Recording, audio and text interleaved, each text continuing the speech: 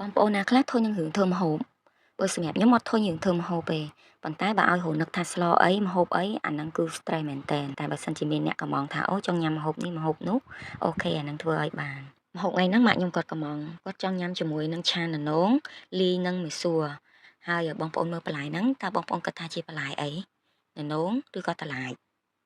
ឆាននងក៏ដោយឆាតឡាយក៏ដោយនិយាយទៅរបៀបឆាគឺអត់ខុសគ្នាប៉ុន្តែថ្ងៃហ្នឹងនាងខ្ញុំមកឆាផ្លែឃ្លោកជាមួយនឹងមីសួរដោយសារតែទៅផ្សាររកនងអត់បានហើយក៏លេទៅក៏ឃើញផ្លែឃ្លោកនេះវាល្អក៏យកមកឆាជាមួយផ្លែនងទៅហើយនាងខ្ញុំបន្ថែមជាមួយនឹងកំពឹសផងដែរហើយនេះគឺជាសាច់គោ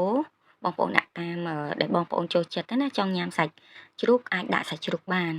ចាហើយផ្នែកបន្លែហ្នឹងគឺបងប្អូនអាចចិត្តចំណិតដូចនាងខ្ញុំបង្ហាញហ្នឹងក៏បានឬក៏ហាន់បែបជាសរសៃវែងក៏បានដែរយើងហាន់បន្លែហ្នឹងគឺតាមទម្លាប់ដែលយើងធ្លាប់ស្លបងប្អូន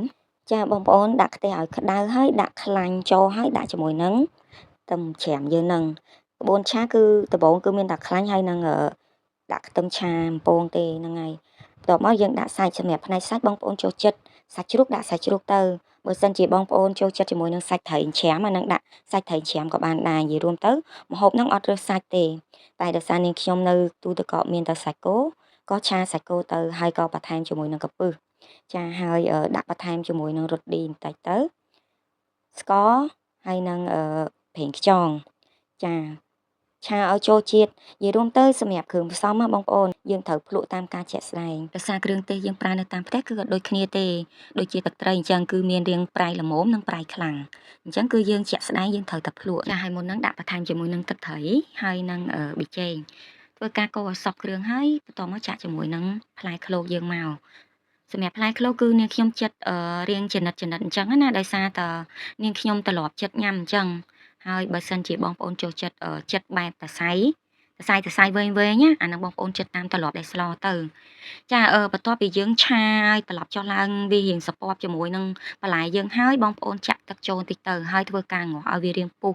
ចុងក្រោយបងប្អូនដាក់ជាមួយនឹងមីសួរសម្រាប់មីសួរនៅពេលចូលភ្លាមគឺបងប្អូនបិទភ្លើងភ្លាមបន្ទាប់មកត្រឡប់ចុះឡើងមកតែប៉ុណ្្នឹងជាការស្រេចហើយបងប្អូនហើយចុងក្រោយចាំយើងបន្ថែមជាមួយនឹងស្លឹកខ្ទឹមទៅចាហើយឥឡូវហ្នឹងគឺសម្លយើងបានឆ្អិនរួចរាល់ហើយអញ្ចឹងសម្រាប់រសជាតិគឺវារៀងស្ទើរប្រៃបន្តិចនាងខ្ញុំក៏បានបន្ថែមរួចរាល់ហើយដែរអញ្ចឹងបើសិនជាបងប្អូនភ្លក់ឬក៏ស្លទៅរៀងស្ទើរ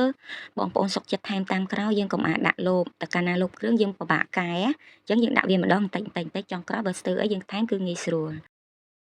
អរគុណបងប្អូនទាំងអស់គ្នាសម្រាប់ការទស្សនាវីដេអូរបស់នាងខ្ញុំបើសិនជាបងប្អូនចូលចិត្តបងប្អូនអាច like share និង subscribe channel របស់នាងខ្ញុំផងណាអរគុណជម្រាបលា